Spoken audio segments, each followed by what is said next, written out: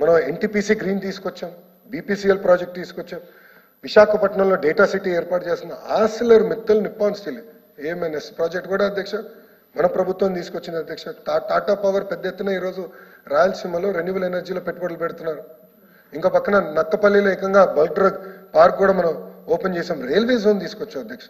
ఇంకా రిలయన్స్ సంస్థ ద్వారా కూడా ఈ సిబిజీ ప్రాజెక్ట్ తీసుకొచ్చాం అధ్యక్ష. ఇవన్నీ నేను ఛాలెంజ్ చేస్తున్నాను అధ్యక్ష సభ్యుల్ని. ఇవన్నీ కూడా ఎన్ని రోజులు అయింది అధ్యక్ష ప్రభుత్వం వచ్చి? 8 నెలలు.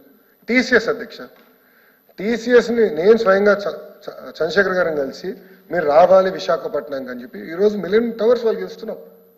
ఇంకా 2 నెలలు వాళ్ళు రిబ్బన్ కటింగ్ చేస్తారు, వాళ్ళు భూములు కూడా చూపిస్తున్నారు అధ్యక్ష. మీరు క్యాంపస్ కట్టండి అని నేను బతిమలాడుతున్నా. వాళ్ళు they ready to build campus. ఈ 8 నెలలు ఇన్ని కంపెనీలు తీసుకొచ్చాం అధ్యక్ష. ఇంతేకాకుండా అధ్యక్ష డిఎస్సికి వచ్చగల 16,347 పోస్టులతో డిఎస్సి ఏర్పాటు చేస్తాను హామీ ఇచ్చాం. దానికి టెట్ నిర్వహించాం. కాబట్టి సభ్యులు గమనించాలి, ఇది టెట్ నిర్వహించాం. కొన్ని టెక్నికల్ కారణాల వల్ల పోస్ట్పోన్ అయింది. చాలా స్పష్టంగా గౌరవ ముఖ్యమంత్రి గారు చెప్పారు. విద్యాశాఖ మంత్రి కూడా నిరుద్యోగ యువకులకు హామీ ఇస్తున్నా. ఎలక్షన్ కోడ్ అయిన వెంటనే డిఎస్సి నిర్వహించే బాధ్యత మేము తీసుకుంటాం, పారదర్శకంగా నిర్వహిస్తాం. 16,347 పోస్టులు భర్తీ చేసే బాధ్యత మేము తీసుకుంటాం. గౌరవ ఎమ్మెల్సీ గారు నన్ను అడిగారు ఈ అకాడమిక్ ఇయర్కి మీరు చేయాలి అని, ఆయన నాకు డైరెక్షన్ ఇచ్చారు. నేను ఆ డైరెక్షన్ ని స్వీకరిస్తున్నా. ఈ అకాడమిక్ ఇయర్కి వీళ్ళు ఉపాధ్యాయులు వస్తారు సార్. ఎందుకంటే విద్యాశాఖ గురించి కూడా 2 మాటలు మాట్లాడతాం, అప్పుడు నేను చెప్తాను ఎందుకు ఇది కీలకమైందని. అంతేకాకుండా అధ్యక్ష ఈజ్ ఆఫ్ డూయింగ్ బిజినెస్ నుంచి ఇప్పుడు స్పీడ్ ఆఫ్ డూయింగ్ బిజినెస్కి వెళ్ళాం అధ్యక్ష. మెంబర్స్ అందరికి మీరు నంబర్ అధ్యక్ష, ప్రతి ఇన్వెస్ట్మెంట్కి ఇప్పుడు మాకు వాట్సాప్ గ్రూప్ ఉంది. నా ఆఫీస్ నుంచి ఒక ఓఎస్డి ప్రతి వారం ఫాలోఅప్ చేస్తున్నారు. మీరు ఇది చెప్పారు, ఇది అయింది, ఇది పెండింగ్ ఉంది, ఇది ఓకేనా, ఎక్కడ తేడా ఉందా అని వాళ్ళని తిప్పి అడిగే పరిస్థితికి వచ్చాయి అధ్యక్ష. ఇంకా డావోస్కి వెళ్ళాం. పెద్ద ఎత్తున ఆనాడు కూడా చెప్పాం ఇది బ్రాండ్ ఆంధ్రప్రదేశ్ రీఎస్టాబ్లిష్ చేయాలి. పెద్ద ఎత్తున మళ్ళీ ఆంధ్ర రాష్ట్రం is back, we are ready to do business అని చెప్పేదానికి వెళ్ళాం. అక్కడ అందరూ అడిగేది ఒకటే అధ్యక్ష, మాజీ ముఖ్యమంత్రి గారు మళ్ళీ అధికారంలో రాకుండా గ్యారంటీ మీరు మాకు ఇస్తారా, అప్పుడే మేము వస్తాం. ఎందుకంటే బ్రాండ్ దెబ్బతినింది, మమ్మల్ని అందరినీ వేధించారు, మమ్మల్ని బాగా హింసించారు. ఆ గ్యారంటీ మీరు ఇస్తే మేము వస్తామని చెప్పే పరిస్థితి వచ్చారు అధ్యక్ష. అందరు నన్ను అడిగారు అధ్యక్ష. It is matter of record, నా మినిట్స్ నోట్స్లో ఉంది అధ్యక్ష. అట్లా చేసాం అధ్యక్ష. ఇంతేకాకుండా అధ్యక్ష మీరు చూస్తే పెన్షన్ గురించి అధ్యక్ష, పెన్షన్ గురించి మాట్లాడారు అధ్యక్ష.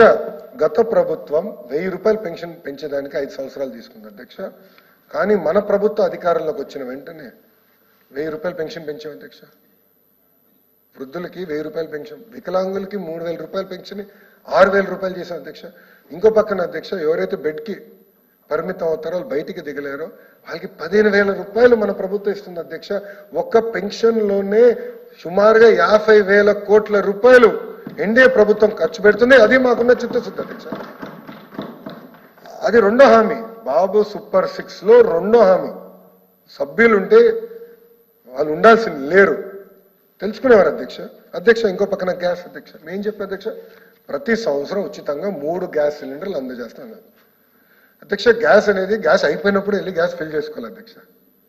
Simple logic. ఆంధ్ర రాష్ట్రంలో average consumption of gas is about 3.2, 3.3 cylinders per family అధ్యక్ష. అది మేము పరిగణన తీసుకుని హామీ ఇచ్చాం అధ్యక్ష. ఇప్పుడు గ్యాస్కి మేము హామీ ఇచ్చాం. ఈ రోజుకి 1,00,000 కుటుంబాలు సిలిండర్స్ ఉచితంగా తీసుకున్నారు అధ్యక్ష. 1,00,000 కుటుంబాలు. ఏమైనా టెక్నికల్ లోటుపాట్లు ఉంటే చెప్పండి, ఎందుకంటే నాకు కూడా వచ్చింది. మాకు ఆధార్ అనుసంధానం అవ్వలేదు, దానివల్ల మాకు డబ్బులు పడలేదంటే ఇమీడియట్ కరెక్ట్ చేశాం అధ్యక్ష.